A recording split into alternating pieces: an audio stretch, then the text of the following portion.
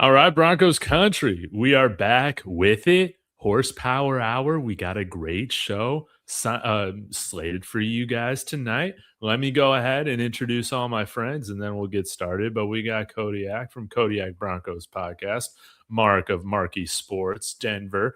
We got Jeremy Sean of Broncos Unbridled. And most importantly, guys, we got the Wheel of Chaos. We're bringing back the Wheel of Chaos. It's not going to be for mock drafts. This week, we got a really fun exercise. So y'all be sure, get in here, subscribe. Let's go. How about, I don't know how to pronounce your name, but BK, what's up? Thank you for being a channel member. Guys, if you sign up for memberships on any of our channels, you'll get access to the VIP Discord, which is fantastic. You don't want to miss out on that for just a few bucks. But hey, help us become the largest growing Broncos channel conglomerate here. Now, we're going to get into a fun wheel of chaos. We're going to go position by position. We're going to take turns. We're going to spin the wheel of chaos. Will it land on a guy that you love? Will it land on somebody that you hate? Will it land on somebody that you're cool about? But we're trying to give everybody a chance to talk about some different guys that maybe we haven't had the chance to talk about throughout this thing. So, guys, should we just get straight up into it, or did you guys have any announcements or anything like that? I do have an announcement. Yes. So, Mama Kodiak is turning 60 tomorrow, and I have plenty of family members watching in my living room, so I just want to give a huge mile high salute and shout out to them. Happy birthday, Mama Kodiak. I love that. Yeah. Let's go. I'll be on my best behavior. Chat, you guys really got to turn up.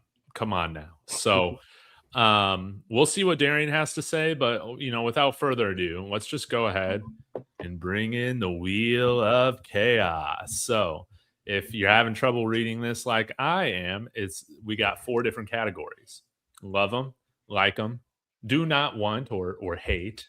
But I thought we'd say do not want because that's what Jeremy put in the text. And then okay at value. Okay. Position we want to start with. I think we should just start with running back and get right into it, okay?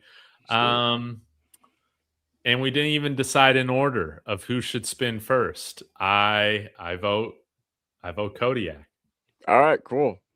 Spin that wheel. Spin away. Oh wait, whoops! This I had another wheel. My bad. That's okay.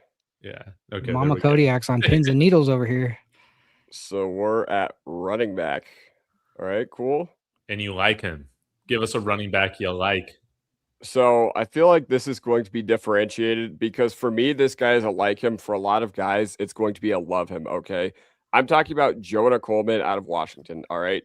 So Jonah Coleman is currently my RB5 of this draft. And honestly, it seems like I'm a little bit lower on him than consensus, but I do really like him. I still really like his game. There's just a couple more traits I like from Katron Allen and Jadarian Price and Mike Washington, who I have ranked over him. Obviously, Jeremiah Love is the RB1, which is consensus. Don't think anybody's surprised about that. But you know what? Jonah Coleman is one of those like him guys. The reason he's a like him for me is because I don't think he's realistically a guy that I could get behind at 62, because when you're picking at 62 at the running back position, I think you need a true difference maker. I don't think Coleman can project to be that, but I think he projects to be an upper end level Tyler Binet guy. And that's not an insult. Like, I know people will hear Tyler Binet and just want to puke, but I promise you, okay, I promise you that is not an insult. He was a heck of a player at Washington and Arizona. And hey, if you go for analytics, you really, really, really like Jonah Coleman. Okay. If you go for missed tackle force metrics, you also really like him. Heck, he's a really good pass blocker too. I just think he does cap out at a certain role in the NFL. Not to say that I think he has a low ceiling or anything like that, because I think he's one of those guys that it wouldn't surprise me if he became, a bell cow, a true workhorse, because I think that is the upper echelon of his ceiling. But you know what? I think he has a lot of really fun traits that I think teams will really love. Right? Good receiver. Once again, very smart player. He's a captain. Broncos, for better or for worse, always seem to go for that. So yeah, you guys, I know you guys love Jonah Coleman, but I'm on the like end of the spectrum. Oh, you're killing me. You're killing me. I don't love him. Dude. I was going to say, I like him as well. No. You say you like him, but you just said that he's a better version of Tyler Binet, man. I don't know. Listen, like I said, that wasn't meant to be an insult. Okay. I know a lot of people comp him to like, Mark, you said this in your NFL Mark Draft channel. You said that you comped him to like Algier type, and that wasn't a backhanded compliment. Now, Algier and Bidet, completely different. I get it, but no. I think about it. I should have said he's like a Tyler Bidet, but could actually be good. All right. I love it when I always Tyler love when you hit Bidet. him with he's Adam Troutman but doesn't suck. You're like, perfect. You're like, Yeah. then I don't know what he is. Then. Yeah, you're like, all right, so he's not Adam Troutman. Sweet, love that. Okay, for the sake of argument, I love him because I got a couple stats for you. 551 attempts, 2 fumbles, 88 targets in his career, 1 drop, man. I love him because he doesn't have negative plays. That's why you guys should move him over into the glaze me category.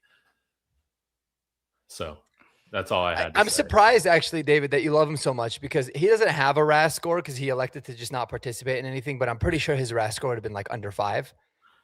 But he did a favor to himself by not testing. So I guess you don't really have a RAS score. No, I got the eye test with his RAS score. It's great. It's awesome. great. I love it. But man, I think it's just respect my co's and me on the love Jonah Coleman train. That's okay. Mm-hmm. We are prophets in this fan base, and prophets are often hated. So 5'8". We would have like the shortest running back room. Hey, I'm 5'8". I'd be all for it. Especially with Deuce Vaughn there. But we don't want you running for us, Kodiak. 5'6". Yeah. Yeah. Okay. Any other thoughts on Jonah Coleman? I think my thought on Jonah's really good, and I think we're getting so caught up because he kind of fits the mold of the type of running back that we want, right? We're looking at like a powerful running back, but I think it's always important to just want somebody that you feel like is just going to be really, really good. And I think Jonah Coleman can be super good depending on where he's drafted. But like, to give you an idea, and this pains me to say it because I hate the Cornhuskers, but like, I think Emmett Johnson's a better running back than Jonah Coleman is. But I don't necessarily think he fits exactly what the Broncos would need, right? With that bruiser and somebody that's just kind of solid, Tyler Algier, like I said. So, I mean, I do like it. Could I say I love it? I wouldn't love it, but I think it would be a really solid pick. I'd be good with it. Really solid. Hey, what's going on? Navajo Nation tuning in. Greatly appreciate it. All Broncos fans are welcome here. Thank you, Nando Magic, for tuning in. Means a lot. Okay. Who would like to take their turn at the wheel of chaos next? Mark, Jeremy? Go ahead, Mark. You're counterclockwise. Or you're clockwise. Let's keep it all in order. All right, that sounds so. Good. This is 62. It doesn't matter. We're sticking on running backs. Ooh, come on. Okay at value. Okay, I'm okay at the value. I would say I would be okay with. I was going to say Katron Allen, but Darian took it in the chat. I don't want anybody to be like, "You're just taking what the guy in the chat said." So I'm okay with Seth McGowan here. In the later rounds. Do we have a 6th round pick? Yeah. No. We have 3 7s and a 5th. I take him in the 5th round at the earliest. 2 4s. That's when I would be fine with Seth McGowan. Obviously, the off the field stuff is worrisome, but I do think he's damn good, man. He's a really fun, kind of exciting running back. Got a good size of blend and power. I don't think the Broncos would do it just because of the off the field troubles, but it seems like he really got his life together. You got to give him a lot of credit there. So I would be okay with the value of Seth McGowan at the 5th round of the earliest. I don't like it at 108 or 111. So what are you guys' thoughts on Seth? How do you feel about Katron at 108, 111? I would be okay with. I would actually like it. I would like in the 4th round is kind of where I want to see a running back go. I'd be fine with it at 62. I just don't know if the guys that I would really like are going to be available. So I think the 4th round, one of the 4th round picks is kind of the sweet spot. I would like Katron a lot, man. I think Katron Allen is just super slept on. Like, I think he was agree not given the full build at at Penn State. It was just kind of a mess there. But man, you see some really special traits with him too. So yeah, I like a lot of the upside with Katron there. Okay. Can I piggyback on that real quick? Yeah, go ahead, Jeremy. Katron Allen, that's the way he runs. Just the way he runs reminds me of Terrell Davis. And let me explain why. He is vision, and he does this little like set someone up early, and then he does the quick move. He's not one of those like major jump cut slasher guys. He's like I'm going to set you up and then go. He's slippery. He'll set somebody up, like he'll lean and then he'll burst past him, and that's so what Terrell Davis always used to do. And you go, why aren't people tackling him? Because he's too strong to arm tackle, and they don't get a good angle on him. See, my dog agrees. They can't get a good angle on him. And yeah, I just watched him and I was just like, man, I just like the way that he sets it up. He's not like so explosive, but he's really good at protecting the football, and just that running style just reminded me of him so much. Yeah, man, you get me more excited about Katron Allen just hearing about this. Similar to, well, we'll get to some of these other positions of need later in the show, but running back's one of those groups where even if you're not the best fit for the team, I'm going to be happy we selected one because you're so much better already than Jaleel McLaughlin and freaking Tyler Bidet. So, yeah, if you can get Terrell Davis in the 4th round being Katron Allen, that would not surprise me. It's okay, Mikey. You're going to come around to this. You're going to come around to Katron Allen when we select him right there at like 111, man. It's going to be I feel like Respect My Cause is definitely confusing Singleton with Allen, because Nick Singleton reeks. He is garbage. I'll tell you that. So maybe he's just getting the wrong Penn State bag. I'll give you the benefit of the doubt here, Mikey. I got you. Yeah, Aaron doesn't like the Penn State backs. I mean, for having so many NFL guys, man, it's crazy that Penn State just kind of went off the rocker this year. But well, their offense was really predictable, and so it's like everybody knew what the deal was. It was like, is it going to go to Singleton or is it going to go to Allen? But it wasn't like they were going to be mixing things up really well and having these big lanes and all that. So for what he did with the team he was on, I thought he did really well, honestly. Yeah, I thought Singleton just fell off a cliff this past year. I thought he was not good at all. But, you watch him 2024, it looks like there's a lot there. That's why he's still my RB6, because I feel like he's got a sky-high ceiling, just based on everything you've seen. I think he was probably going to test well before he broke his foot, but then, I don't know, basement floor. So I get why people could be scared. Oh, yeah. Tell us about this, man, when you first discovered Katron Allen, man. So I was watching the Bishop Sycamore IMG game, on FaceTime with my friends, about a month and a half ago. I think I told you guys about this. And there were plenty of guys who you guys would recognize. Jihad Campbell, Tyler Booker, 9 at quarterback, and Katron Allen had 150 yards and 3 touchdowns against Bishop Sycamore in the first half. That's how I knew he was going to be a monster, when he went off against Bishop Sycamore.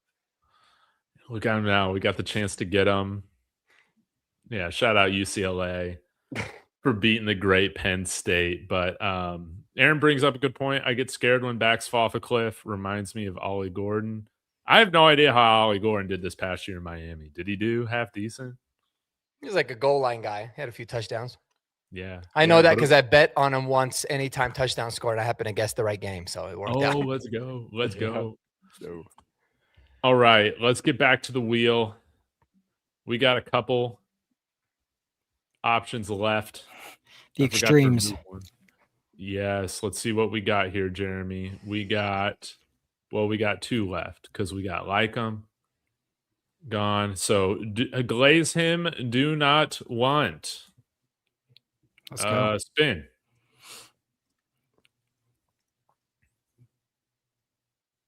Ooh, okay. Love it. This is gonna be controversial. But my do not want is Emmett Johnson. He does not do it for me. He runs slow. He doesn't have weight or power or speed. So like he did a lot for what he's a smart football player. He's a good football player, but he lacks those things, and he just will not fit in our room, in my opinion. I just don't think he's the right type of back for us. So it's not a matter of he's a bad football player. And like, look, if you got him in the 5th, 6th, 7th, something like that, okay, well, fine. But he's being talked about like one of the upper echelon running backs in this class, and I just don't see it. So sorry. Oh man. Dude, I'm right there with you, Jeremy. I'm right there with you, man.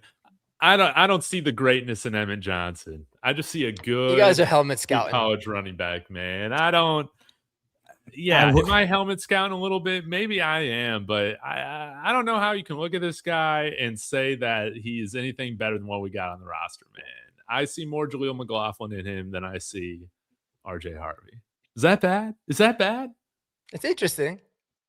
It's interesting. Kodiak, what are your thoughts before I try to sell these two guys on why Emmett Johnson is one of the best backs in this draft?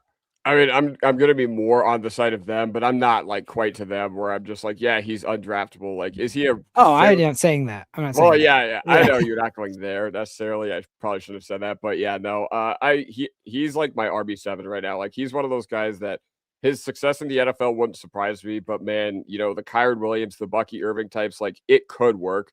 But think about all these like 5'9", 5'8", 200-pound backs. I know he's 5'11", so I should have said that. But, he fits the mold of a guy who probably would test like a Kyron or a Bucky. And those guys are just it's few and far between as if it could actually work in the NFL.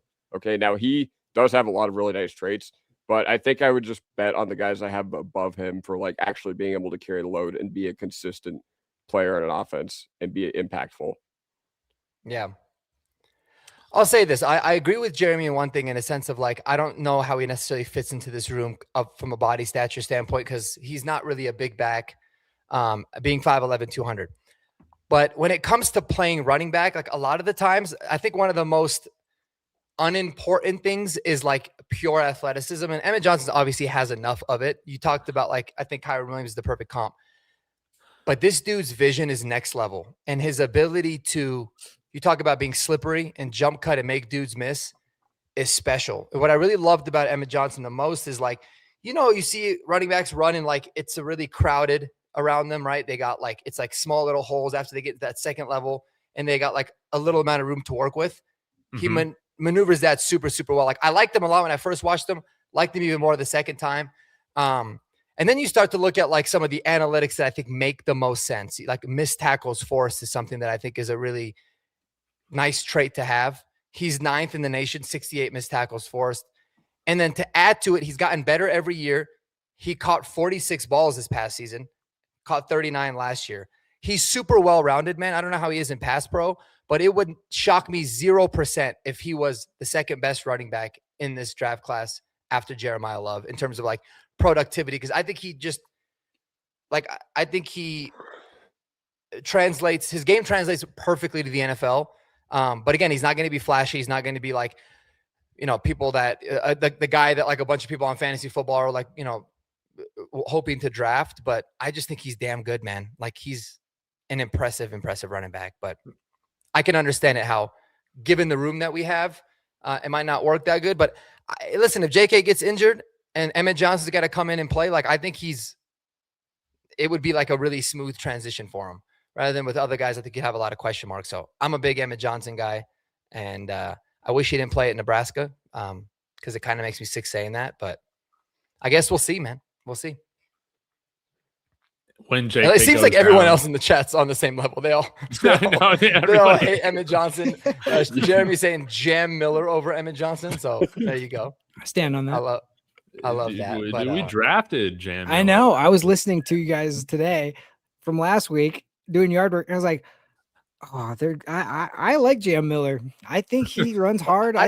Did we draft him or did I think the chat? No, that was the chat draft. The chat was like, so that's why for me, when I realized y'all wanted Jam Miller last week, now you're against my Emmett Johnson pick. So I'm obviously onto something here. No, we just have very intelligent people in our chat is what it is. Now, Mark, do you feel about Emmett Johnson the way that you felt about Kyle Monangai last year? Because you were the guy, and you were absolutely right that we should not have drafted a basketball player over him. I think this year's Kyle Monangai is Kalen Black. The reason it's so different is because I knew Kyle Monangai was going to go on day 3 late. I knew it. Like, I didn't want Kyle Monangai necessarily in the 3rd round or in the 4th even. But I was like, dude, this guy's going in rounds 5 through 7, and he's going to be the biggest steal. Emmett Johnson, it's tough because I believe truly, just based off of like watching him, I don't even know if he'll be available at 62, man. Like, I think there might be some teams out there that really love him, depending on the system they're looking for. But at 62, no. Like, I don't love him like I loved Kyle Monangai. But like in the 4th round, yeah. So it's a different scenario there. But I see a lot of similarities, man, in the sense of like Kyle Monangai was much more powerful. Emmett Johnson's a little bit more shifty, but both guys just rarely take negative plays. The vision is really, really good. So I like that when it comes to backs. Like, some people will fall so in love with the traits of the combine, but they're like, this guy can't see anything. Like Nicholas Singleton's a perfect example, right? He's got all the tools. Yeah. But I just felt like, man, is this guy blind? Like, can he not see anything? Because I thought maybe the fall off was he had some sort of an injury or something he was dealing with. It seemed like he was just not seeing anything and reacting to stuff. So that's kind of where I'm at. But I'm with you though. Vision, I think, is the most important thing for a back. yeah, and again, I think Emmett Johnson, you can make the argument, might have the best vision of all the backs in this class. Yeah. And sometimes it's not surprising, because if you're not a special athlete, like if you know you're not just an unbelievably good athlete, you kind of have to have really good vision to be productive. Like, he had 1,500 yards, 1,450 this year. And sometimes, like, to have that kind of production but not be this special athlete, it's got to be because you're seeing things well, you're reacting well. So it doesn't mean that like Emmett Johnson is going to be better than Jeremiah Love. By no means am I saying that, because Jeremiah Love is just special. But he really might have the best vision in this draft. It's an argument to have. He would, and for my opinion, he would require big holes and then have great vision. He couldn't do that with a bad offensive line. Like, he doesn't have the ability, the athleticism to do that with a bad offensive line. So if he got drafted the right place, I could see it working. But especially for our room, it just doesn't make sense. Like, you need to create a little more.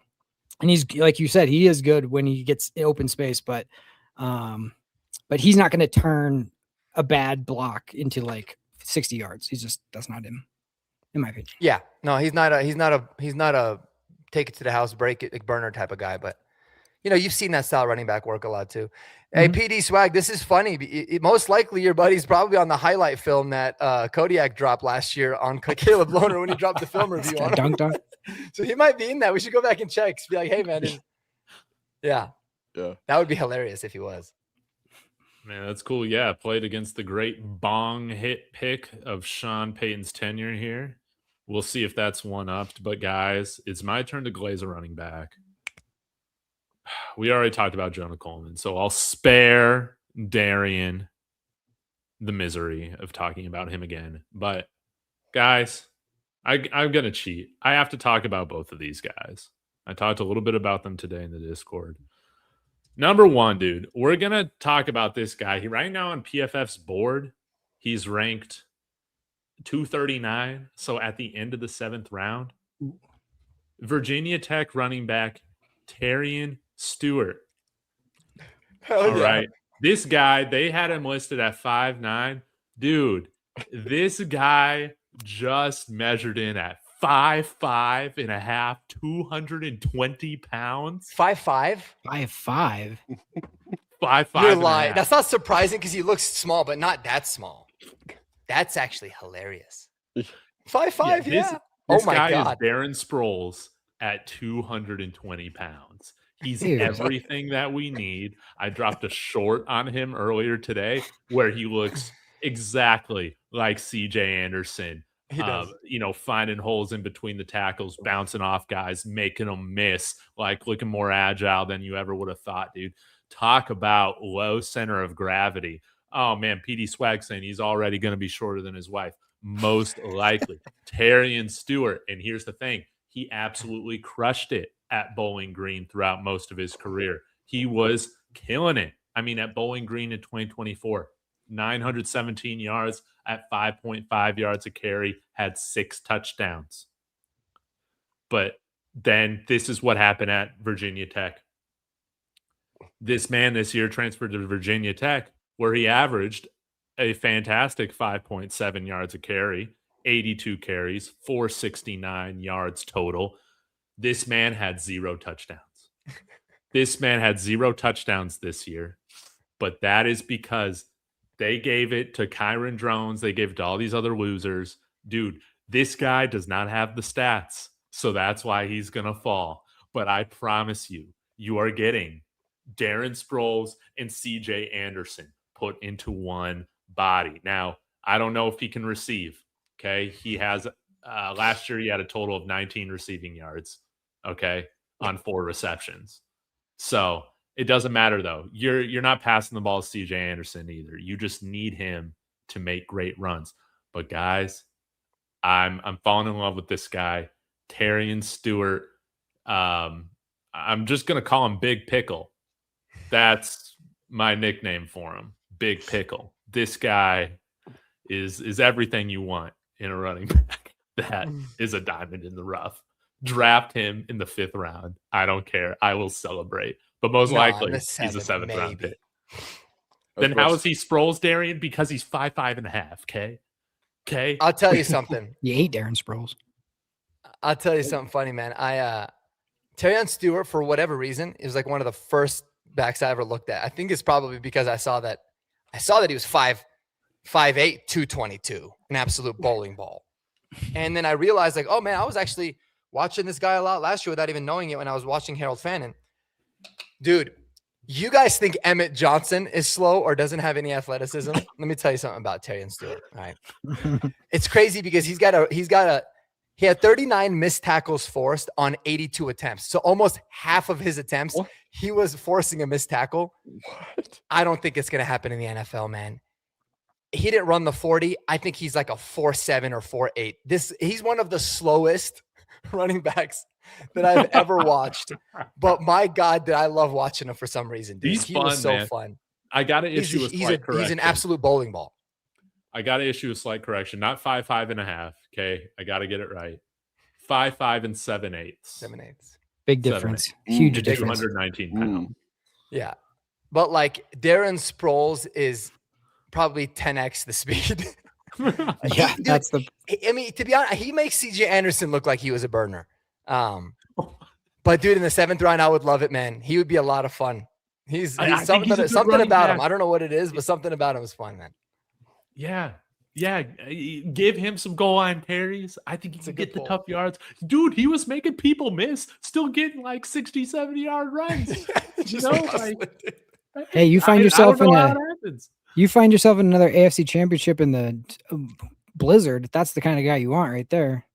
Those plotters. That's what remember that CJ Anderson, like New England snow game? Nobody could tackle that guy. Nobody could get footing. His balance is going to be good. For sure.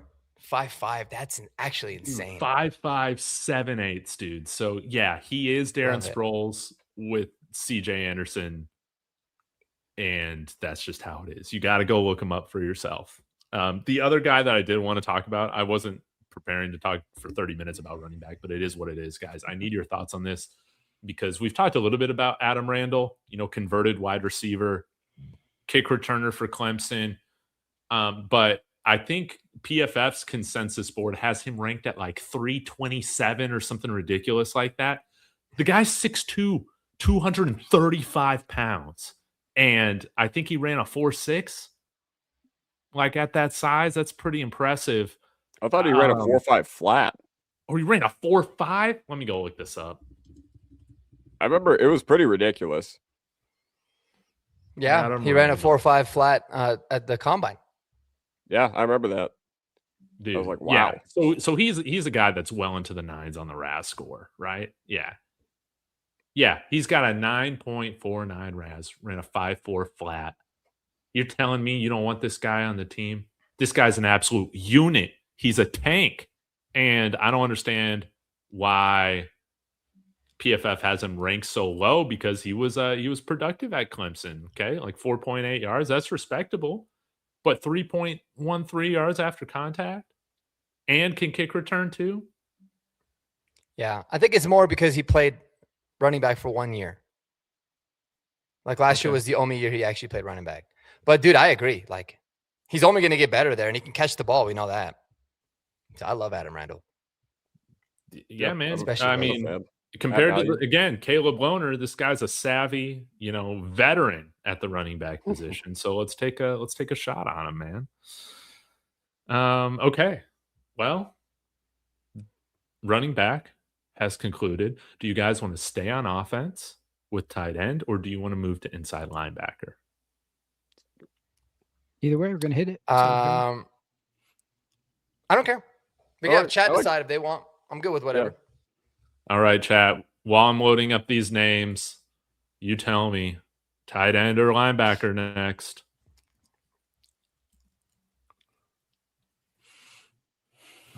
Which ones do we have? Anybody Glaze and like them. Okay at value. Tight end. I threw Kodiak it my voted. vote. All right, let's go tight end. Kodiak voted. All right, we got tight end.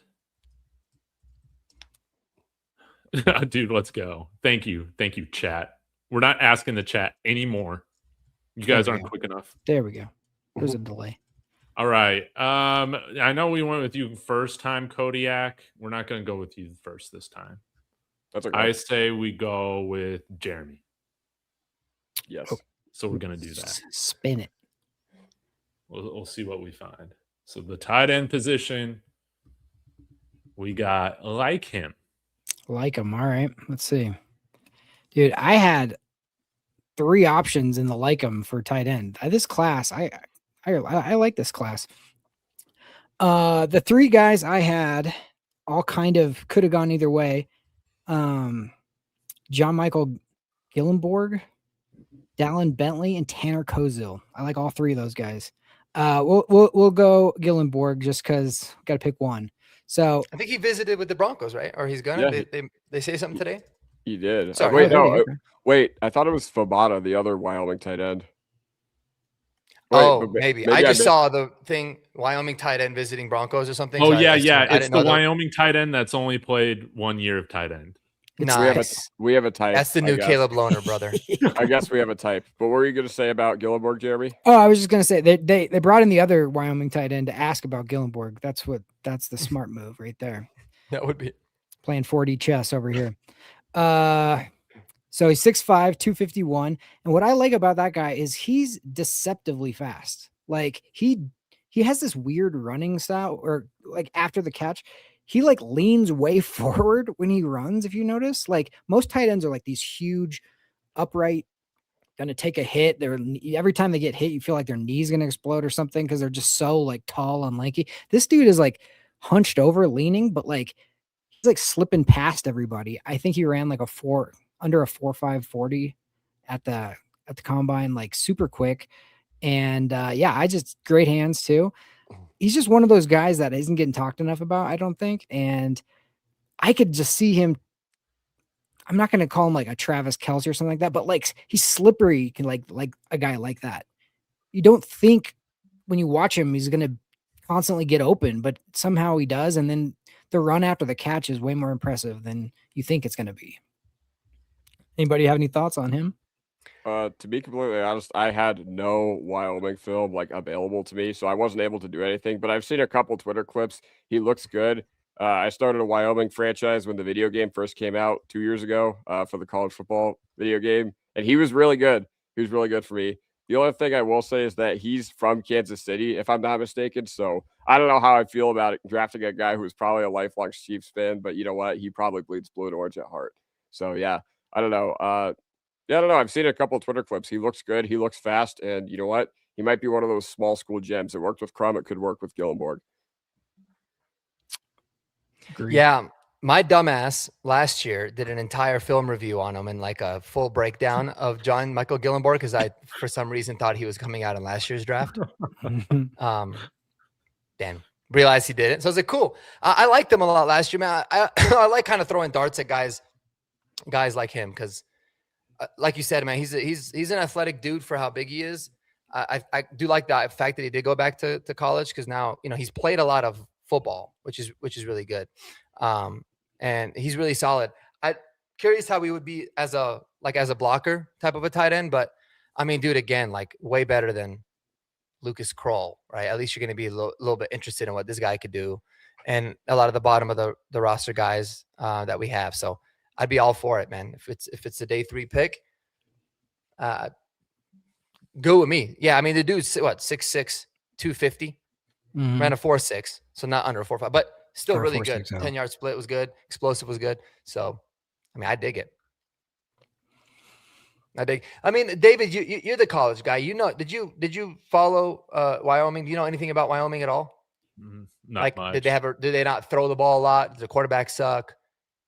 Are they a run heavy team? Do you know anything? The quarterback was okay. I don't think they had a very good year last year, though, if I remember correctly. Colorado plays them this year. I'll know more about them in next year's draft because Colorado plays them. But yeah, I don't got too much. I don't got really anything to say on John Michael Gillenborg. Other than that, I need to go watch him. I just saw him at the combine. I go, who's this guy? He impressed me. And then I started looking at his tape and I go, oh, he translates what I saw at the combine translated well to the tape. So I was like, okay, I can see this guy. All right. Mark, we're going to go with you. All right. Let's do it. Give me something fun, man. Give me something fun. Oh, no. The opposite of fun. Okay. Did I get okay at value again? Is that what I got last time too? Is that what you got last time? We can do it. We can do it again. No, that's cool. I'm good with it. You're good with it? We're actually doing it again. You don't have to. Do not draft. Yeah, give me the do not. Oh, this is so tough to choose between these two people. All right. I'll mention the other guy, like the because I think we all agree that he's just an absolute do not draft. But I want to see the comments go a little bit nuts. But I'm absolutely 100% do not draft Michael Trigg. I do not want him anywhere on my team. Period. That's it. Like, I don't care if he's a really good athlete, even though his athletic numbers after his pro day really sucked. He kind of didn't do anything. The dude does not block. He hates blocking. He got kicked out of 3 different programs in his college career. Those kinds of things, it doesn't matter. Even if he was the most spectacular athlete, they never translate well to the NFL. He's not a spectacular athlete. I'm 100% out on Michael Trigg. I don't want to see him. Even if it's the 7th round, I'm good. Take a flyer on somebody else. I don't want Michael Trigg on this team, and I'm hoping the Broncos feel the same way. He didn't get kicked off this year, triggered. Right? Huh? I said he didn't get kicked off Baylor this year, right? Well, yeah, it took him 3 schools, It took him a while. So he finally learned his lesson. But yeah, I mean, he went USC, I think Ole Miss, and then Baylor. Yes, USC, Ole Miss, then playing in Baylor for the last couple of years. But like, here's the thing. Like, it's one of those things. Listen, if you're not a good blocking tight end in college, I'm good with it. But if you suck at blocking as a tight end and you clearly look like you don't want anything to do with blocking, and then you also quit on a lot of routes and you have a lot of Jerry Jeudy as a pass catcher to you, big no thank you to me. So that is absolutely my do not draft prospect. Any thoughts on Michael Trigg, guys? I do. Go ahead, David. Yeah. So I love the athlete Michael Trigg is, man. 10.5-inch hands. Dude, when you have 10.5-inch hands, I mean, that's got to be close. Maybe not as big as Kawhi Leonard hands, but man, you got some mittens, man. You should not have 7 drops. Yeah, he had 7 drops this 12% year, drop rate, dude. When you got 10.5-inch hands, that's inexcusable. If we pick him, dude, I'll still be excited about it. But Mark, he's got red flags all over the place. You're absolutely right, man.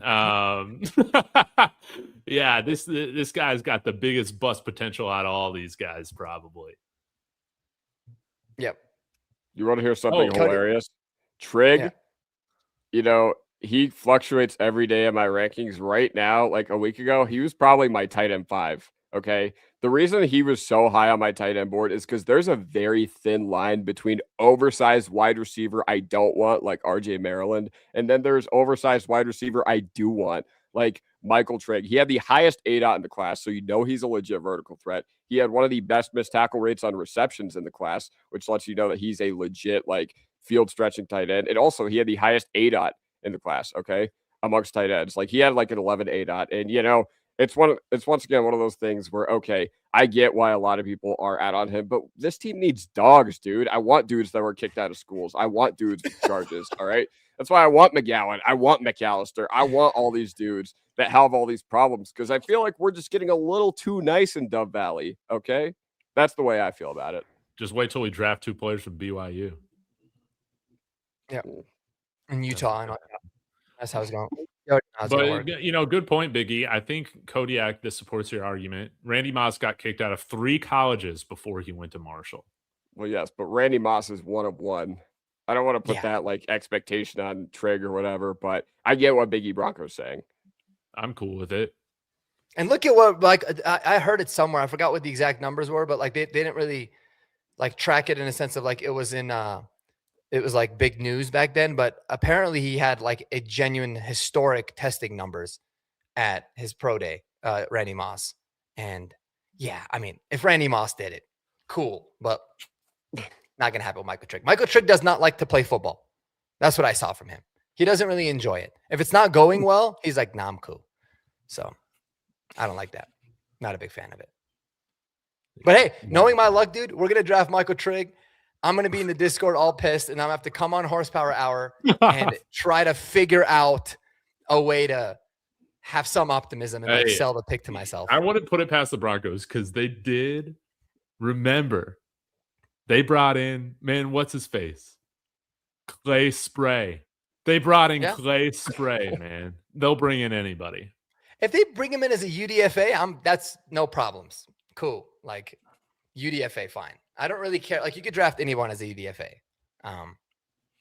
But other than that, I'd be like, I would genuinely be like, this front office is really good at roster construction and drafting, except for the tight end position. They just have no idea what they're doing there. That's kind of what my consensus would be. Dude, Darian and Mikey have the best rivalry in the chat right now. It's been good. They need to start their own when show. We play 2K. It's even worse. Oh God. Okay, Kodiak, we're gonna go with you. You got 2 options.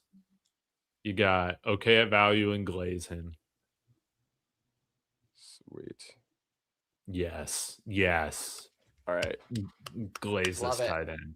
All right. So I have to re-record my tight end rankings because there was a big change that I made. Okay.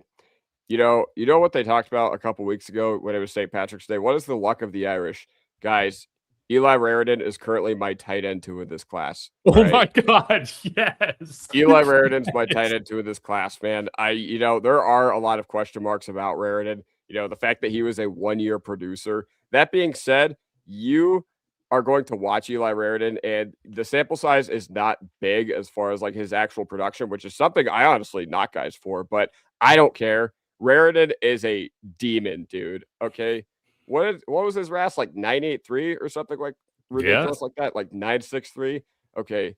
This dude is tall. He passes the weight test. All right. The only thing is he's not going to go where I think he should go in the NFL because honestly, the teams are going to be scared by a limited route tree and obviously the 1 year of elite collegiate production. That being said, you watch, if you want to watch Eli Raridan, don't watch Notre Dame and watch Eli Raridan. Okay. If that makes sense, watch Notre Dame and watch Jeremiah Love and Jadarian Price. That's when you can see the full fruits of Eli Raridan's, game and his ability come into play. Okay. I think he can be a move tight end. He lined up a lot in the slot, right? He can be a move tight end. He can hit you on those like split zone blocking plays. He's strong at the point of attack. And dude, he's the next Gronk. Okay. Didn't David compare him to Gronk?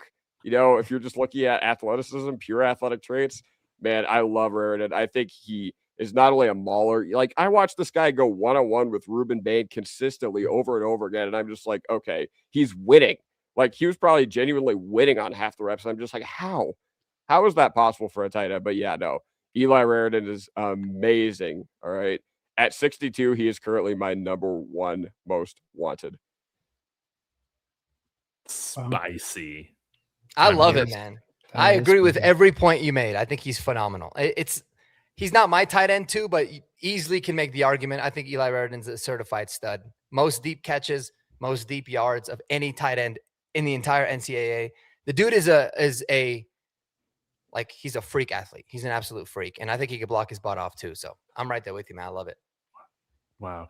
And, we passed on Gronk too, man. Like because of his injury history and dumb stuff, like that. Let's not make the same mistake, right, with Eli Raridan. Who cares if he tore his ACL 4 or 5 years ago? It was 4 or 5 years ago, man. Yeah. So, yeah, go with that. Man, I love this. This is getting me very excited for Eli Raridan. Now I got a guy that I would be okay at value, and I think he's probably a 4th round pick. If we pick this gentleman, I'm going to be pumped up. If we get him in the 5th, I'm going to be pumped up even more. Dude. Delp. We got to go with Oscar Delp. Okay? I like Oscar Delp. I maybe don't love him like Mikey does, but I like Oscar Delp as a day 3 tight end for us. And here's why. You draft good athletes. He was a great athlete. Ran a sub 4, what? So below 4.5. I think it was like a 4.47, something It was like a 4.48. Yeah. Okay. Yeah. Great athlete. Now, okay, didn't produce. Man, who did Georgia have throwing the ball this year? Who was their quarterback? Oh, I don't even know, man. Stockton. Oh, it was, what's his name? Stockton, right? Who? This Brother is exactly Stockton? Oh, my point. yeah. Stockton. This is exactly my point. None of us can name this Georgia quarterback, man. Not at all. This man played the entire season with a hairline fracture in his foot. Now, I really just want to say he played the whole year with a broken foot. But hey, if you're still playing with a fracture, you got toughness, man.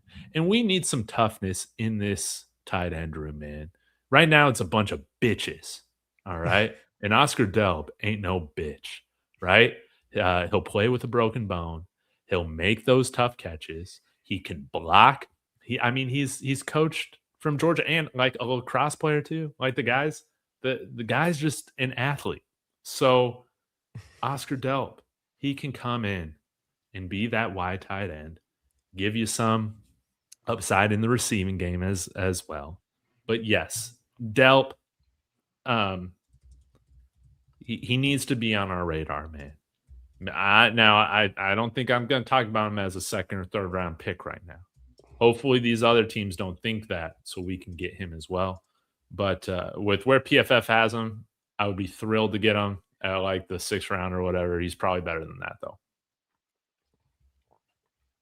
I've talked a lot about Delp on my channel, so I want to hear what Jeremy and Mark have to say. Jeremy, you got any thoughts on Oscar? I heard you talk about him while I was listening today, and I totally agreed with you. Like, you went from Brock Bowers, who like did everything for that team, to like a guy who's also very athletic, and he didn't do anything. And it was just like, why? That scares me. I wouldn't.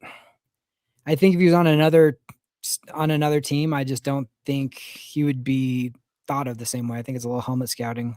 He's just not my type of guy. I get why you would like, for the value, I understand it, because like that makes sense. You don't want to reach for a guy like that. Like if he's there late and you go, oh, okay, we'll give him a shot, the measurables and the traits and stuff. But the tape didn't tell me that.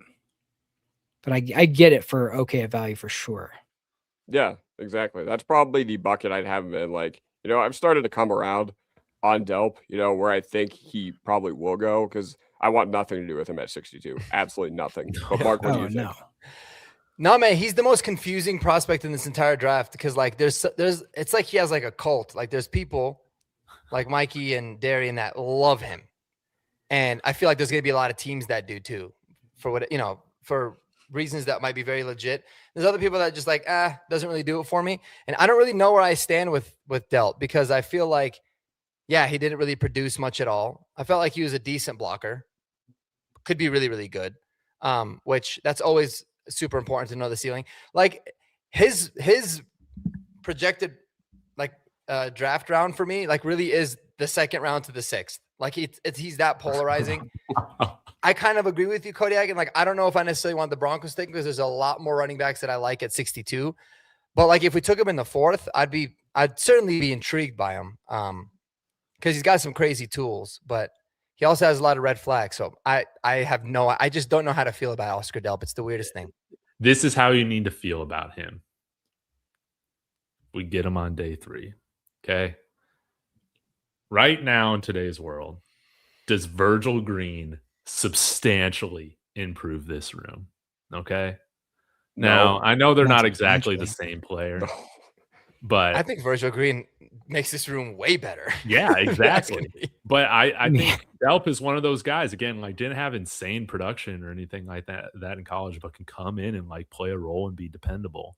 And I think he's got, more receiving upside than what Virgil Green has, although he was a really good athlete.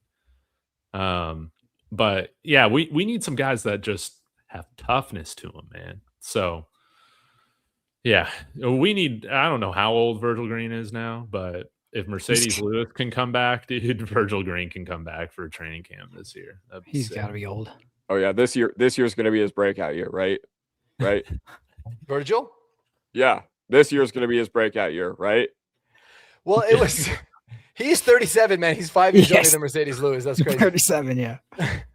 The weirdest thing about that draft, because we took Julius Thomas and Virgil Green in the same draft. I think Virgil in the 7th and Julius Thomas in the 4th. And I feel like I remember, and guys, correct me if I'm wrong, but I feel like I remember everyone was saying that Julius Thomas was like the guy that had the blocking upside, and Virgil Green was a really good athlete because he tested his ass off at the combine. Yeah. And it ended up being completely the opposite. Like Virgil Green was one of the better blocking tight ends. And that's really mainly what he did. And then Julius Thomas didn't want anything to do with blocking. He would just catch the hell out of balls, got paid, and stopped playing. But that's a good pull, man. Virgil Green's a really good pull for Oscar Delp. Dude, I love Virgil Green. And imagine if he went on Twitter and said he's one of the best blocking tight ends, most versatile tight ends in football, man. Maybe he has. It'd make more sense. Yeah, it would make more sense. It definitely would. I saw Virgil Green walking into Park Meadows one time, and I gave him a little head. Hey, what's up? And he's just like, "Oh, Is hey." he Nobody a big else. dude? I mean, he's Yeah, he's humongous. measured in like an absolute unit. Was he? But a unless you're BYU like, guy? unless you're like deep into the Broncos, like you wouldn't Nevada. recognize him. And so, he was just like by he's with his girlfriend or whatever, and it was over by like the restaurant area, like Yard House or whatever. They're walking over there, and I was like, oh, it's Virgil Green. My wife's like, who's that? How the hell did you know that? Yeah, there's a lot of that. Yeah, Like when I recognize Adam Prentice, somebody's like, how did you know Adam Prentice? I'm like, dude, I'm in this is like dark. what I do all the time. It's Yeah. really bad. But Well, yeah, even it's that me- mustache. Even me, the day after Christmas or whatever, when you saw Singleton and Prentice on the same day, I was like, how did you recognize Prentice? Like Singleton, I get. Like he's one of the most Yeah. recognizable dudes on the team, but Prentice? I feel like I made a thumbnail of him, and he's got a very like identifiable face when you see him. Well, yeah, he's got the 'cause mustache. I was making a specific video on Adam Prentice just blocking his ass off, I think. And then right when I knew it right when I saw him, I was like, oh yeah, that's Adam Prentice. It's kind of, I don't know. It was the mustache, I think, more than anything. But yeah, we're just nerds, man. Mhm. All right, guys, let's get to linebacker. I think you should go first, David. You kept waiting for last for you. Yeah, you never go first All for right. anything. All right, I'll go first. We'll see which one I get. Ooh, I like him. Mm. Who do I like? All right. At consensus.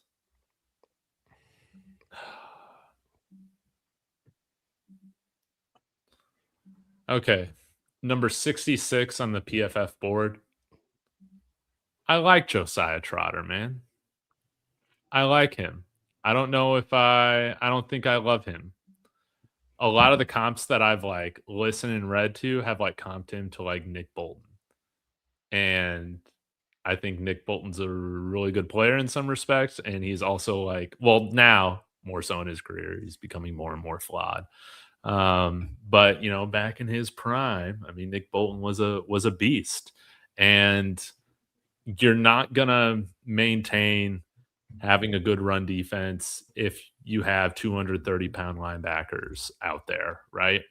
Like you need some guys that are big, thick, and about that life. So I like Josiah Trotter. He also has NFL DNA in him, which I think it's something. It is something compared to like, I feel like in the NBA, that doesn't mean anything. But in the NFL, it does to me. And I like Josiah Trotter. And I think he's got the athleticism to show that he can grow in some of the coverage stuff. But Yeah, I like his size. Let's see. I got to make sure I got it here. 6'2", 240 pounds, not even 21 years old yet. So if we picked him at 62, I would be happy. Maybe not on top of the world, but I'd be about it. Kodiak, any thoughts? Jeremy, any thoughts? No, not really. I mean, you basically hit the nail on the head. Like he's like, yeah, cool if he's there, sort of thing. Like I will probably have guys ranked over him. Me too. When ultimately when it is all said and done, and we are going into that Friday where we'll actually make the pick. But yeah, you're right. Like I like him. That's kind of all I really got. This is why I think the Josiah Trotter, if you picked him, would really piss me off. I'll say that firstly, I think that Sean Payton and George Payton love him. He's like exactly the kind of linebacker that we already have. He's a guy that can blitz really well. He's super good against the run and cannot cover for shit at all. So it's like the reason that it would bother me is because he doesn't really raise the ceiling of this linebacker room, which is kind of saying a lot. Like, I feel like if we're going to go linebacker, give me someone that is good at covering, and then we can figure the other stuff out. Because we got guys that can stop the run. Like, to Alex Singleton's credit, he's very good against the run. And Justice Sternad too. And they both can blitz. Josiah Trotter's like exactly that guy. And that's the kind of linebackers that VJ and Sean and George seem to like. So I think that they're probably high on him. But it would be annoying for me because it's like I don't see any athletic upside with him. I just feel I think he's gonna have a really good career, a long career, as a 2-down thumper, old school linebacker. Like he's a 90s style linebacker, which I love to watch. Mm-hmm. But that's exactly if they pass over Anthony Anthony Hill for him, I might lose my mind though. Yeah, I think Hill's better. If they pass over Anthony Hill for him, but that would be the thinking. Like, this guy's dependable. We already know what we get out of him. Exactly. Anthony Hill's more of a wild card. That's why I'm like, dude, I can see them taking him. Yeah. But you guys remember Nate Webster? Dude, I love Nate Webster. So Nate Webster's like not athletic at all, but he will mess you up in the run game, dude. And then third downs, you got to take him off the field. I kind of see that with Josiah Trotter. Like, I think he's better than Nate Webster. He's a little bit more athletic, but so it's like he'll play all 3 downs. We already have those guys. You know what I mean? If he's a good listener, he'll play all 3 downs here. Doesn't matter how bad he is. And we didn't talk about if he knows how to speak Spanish. I doubt it, but that is a really important trait, as Dre Greenlaw had said. So we got to look into that. So, he's got big ass hands too, though, bro. 10 1/4 inch hands. You can pick some passes off with those suckers. Oh yeah. Oh yeah. Okay. So Josiah Trotter, we like him. Seems like we're all in agreement there.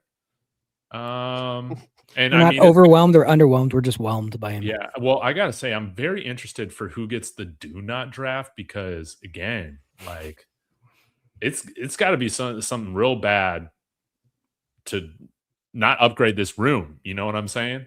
Mm-hmm. So, anyways, who is going? Let's go Kodiak. Okay. Yeah. Glaze him. Who is glaze-worthy? Okay. I know that there's a lot of guys who, listen, Darian right now in the chat is like Kyle Lewis, that Josiah Trotter's better than him, and I am completely on the other end of the spectrum, okay? My favorite thing about, watching Kyle Lewis last night, this guy does not get fooled by anything, all right? I was watching, I forget who against, but they were doing all this misdirection, and what did Kyle Lewis do? I think it was against NC State. Kyle Lewis met the running back in the backfield like 5-6 yards, past behind the line of scrimmage. I'm just like, wow, that's a little bit different. And yes, I think there are guys I like a little bit more than Kyle Lewis, but that being said, I feel like he just raises the ceiling of the room, okay? For the Denver Broncos, I would love a guy like Kyle Lewis because ultimately I feel okay with the fact that I think, you're at least trying to solve the coverage problem that we haven't been able to do for years. And obviously he played that, really interesting role, while he was at Pitt. But you know what? I really liked him, man. I really liked him. And he had a relatively harsh missed tackle rate. I think it wasn't good, but I think it wasn't bad either. But you know what?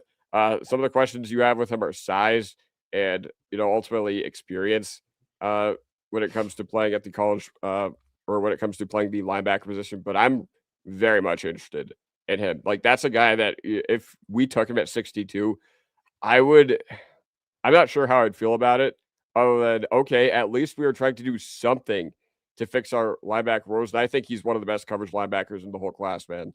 I think outside of Rodriguez, I think he's up there, as far as. He is the best. He is.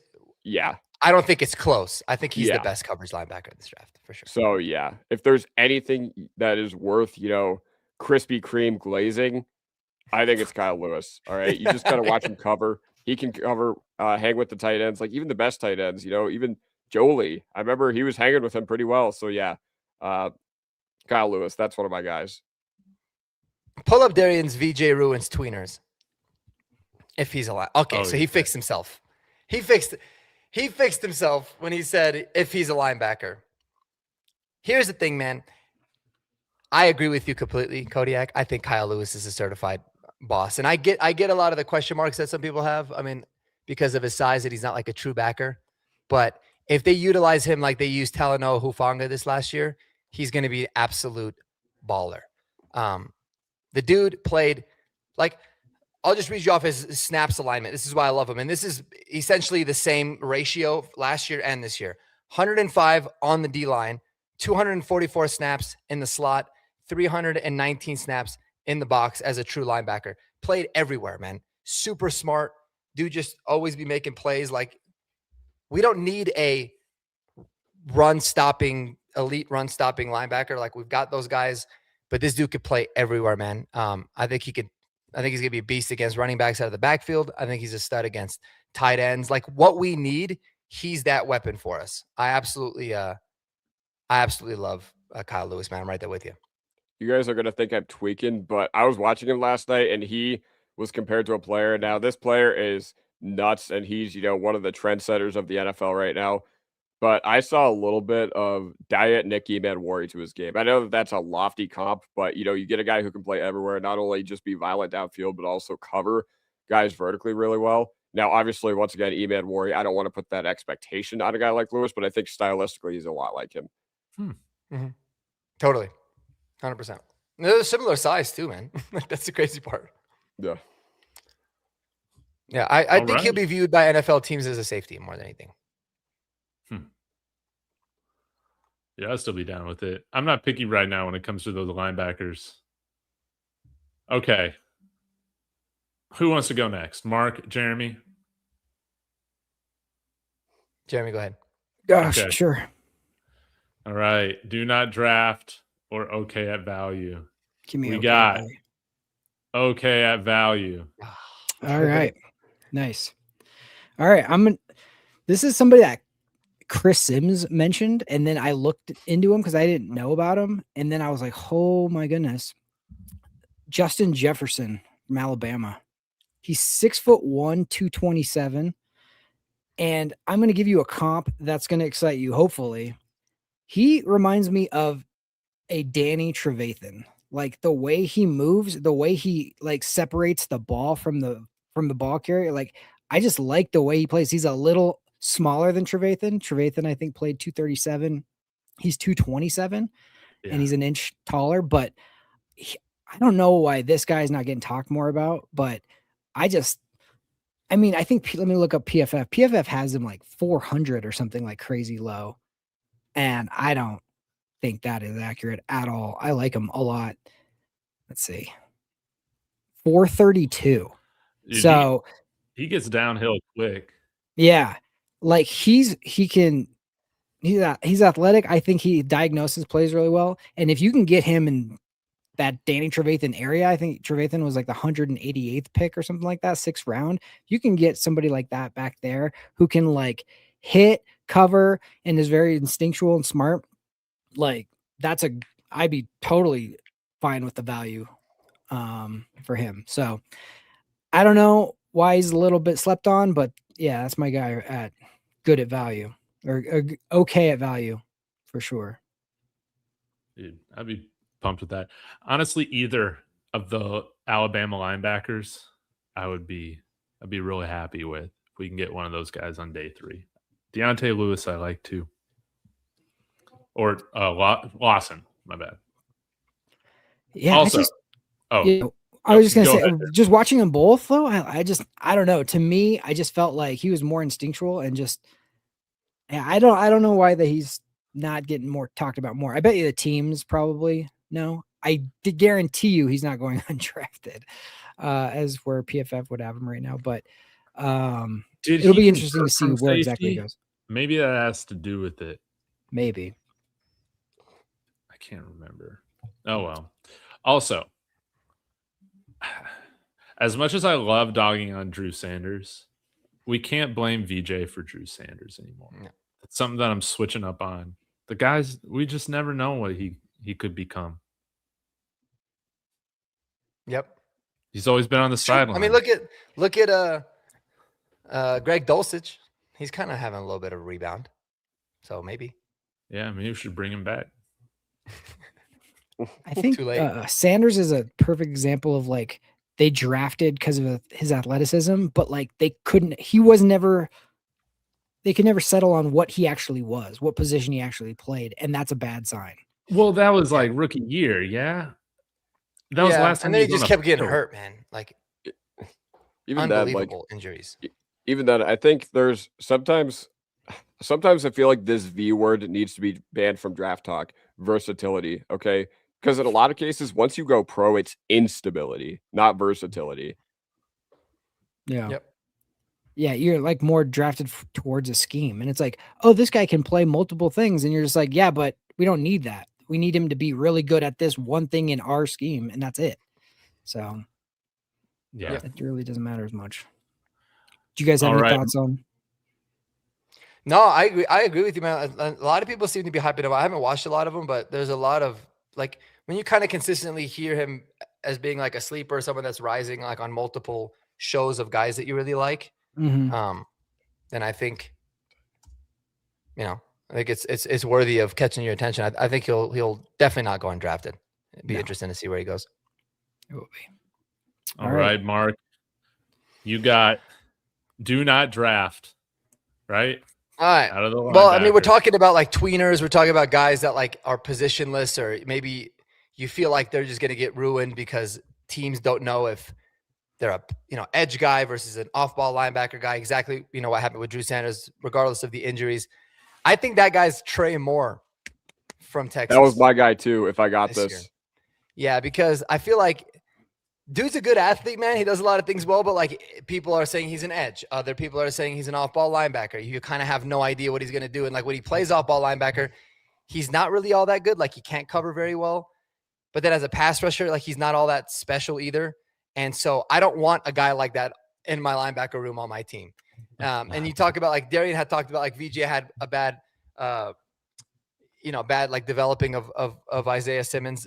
I feel like this is the kind of player that potentially could happen with him as well, because it's like, what's your vision for him? And if your vision's not right, it's not going to be very pretty. And they didn't really have a vision for him at Texas either, really, because like he was mainly an edge guy for the first couple of years.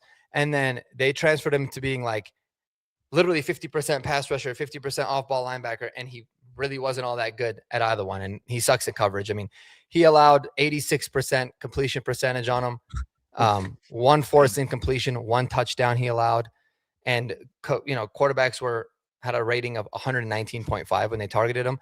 His missed tackle rate is high, but again, he's just not very good at coverage. So he's like an athlete that is not really good at anything, and for our linebacker room, man, like at least Josiah Trotter, you're going to get a dog who can be a beast on special teams and stop the run.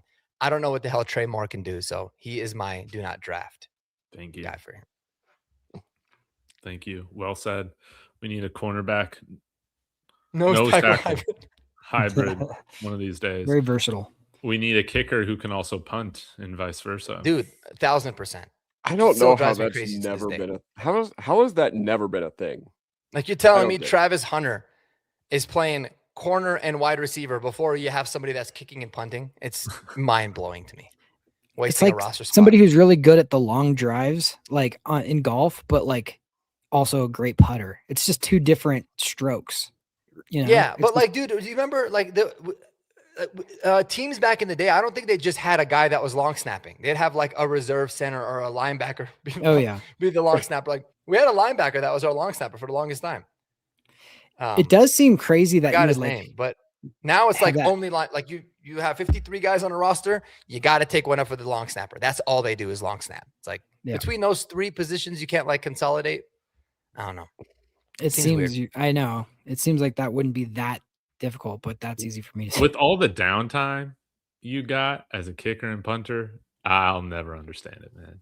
Yeah, exactly. If you have Shohei Ohtani winning a Cy Young and then being able to hit 50 home runs, okay, you're using the same foot. It's not like you're doing two entirely different skills like baseball either. It's not like you're doing what Travis Hunter's doing, playing two different positions on two different units, okay? You're using the exact same foot. So I don't understand why one of them can't just find a way to get those coffin corners, like Brandon Aubrey, you can't take a little heat off the ball when you throw it up to yourself and kick it.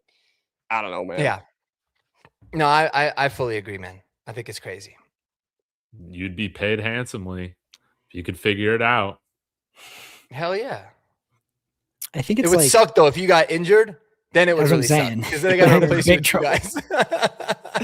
Then they're like, oh shit, we got to sign a kicker and a punter. We're kind of screwed. But I think it's kind of like having like a dart player, like a dart. Are they players? I don't know what they're called, but whatever. The guy who throws darts, and also being like, hey, now can you go throw this football as far as you possibly can? It's like it's the same. It's just one is about precision, the other one's like more about like but think about radius. Dude, like think about wide receiver and corner. Like one you're literally backpedaling and one you're running forward. Like it's the complete opposite too. Mm-hmm. And then pitching and hitting. Like there's dudes in the majors that can throw right and left-handed. That's insane. And nobody can punt and kick.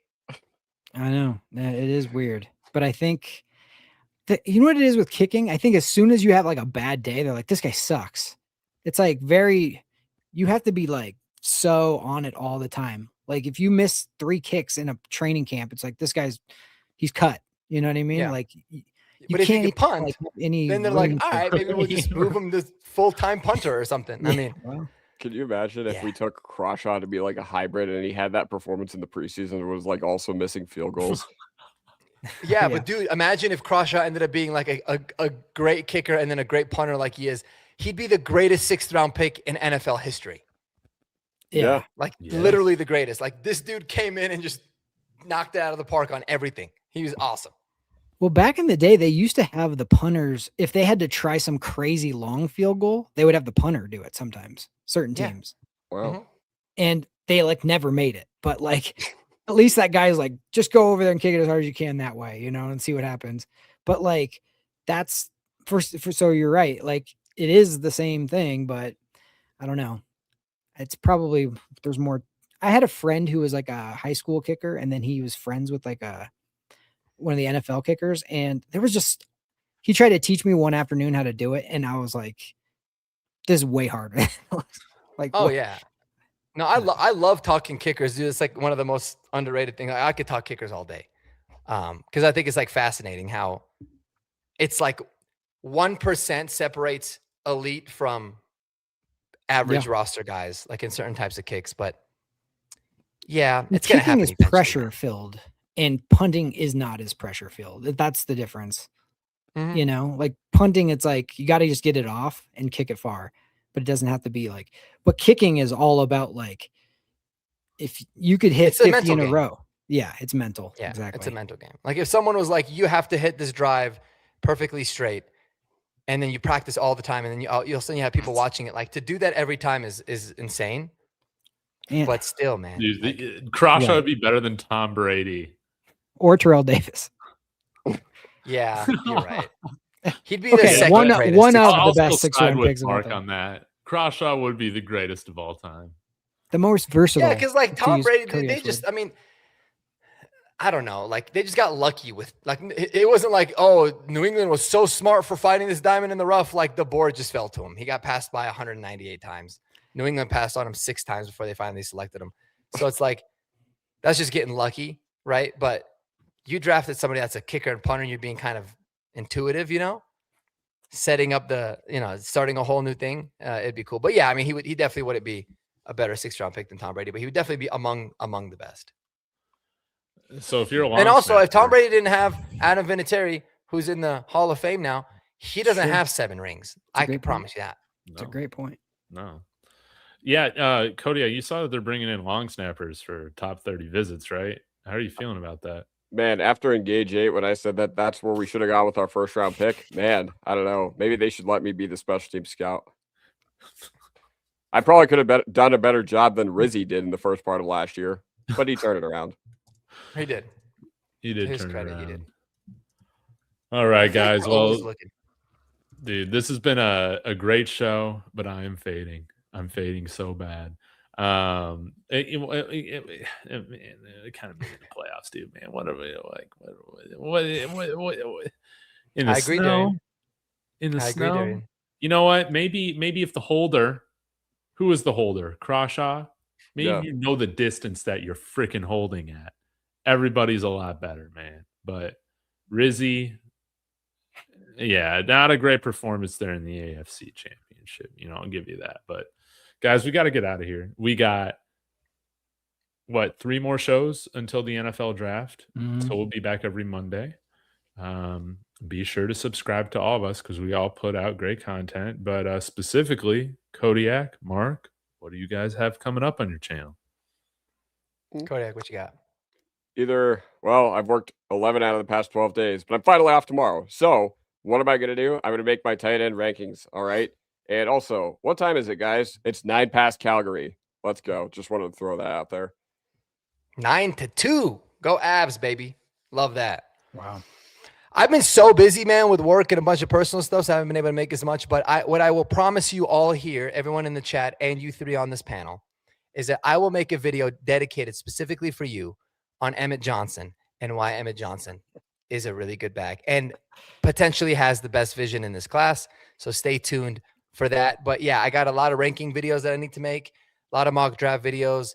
I think there's so many ways that this draft can go in terms of like how the Broncos are seeing it. And from what I heard, I didn't get a chance to see the full interview with George Payton today at the Arizona Biltmore, which I stayed there a couple years ago. It was awesome. Really cool place for a work trip. But apparently there was maybe some tea leaves that he kind of put out there. So I don't know. He said we like our guys. Yeah.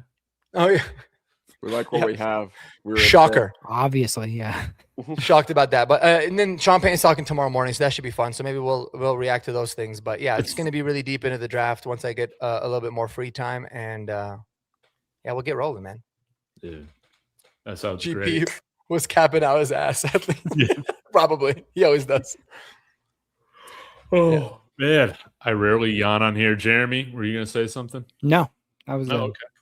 Cool. Well, guys, we'll be back on Monday. Again, thanks for all the support. I'll be doing a video tomorrow, so be sure to also hit that bell for notification as well with the rest of my friends. Appreciate you guys. Have a wonderful evening. Go Broncos.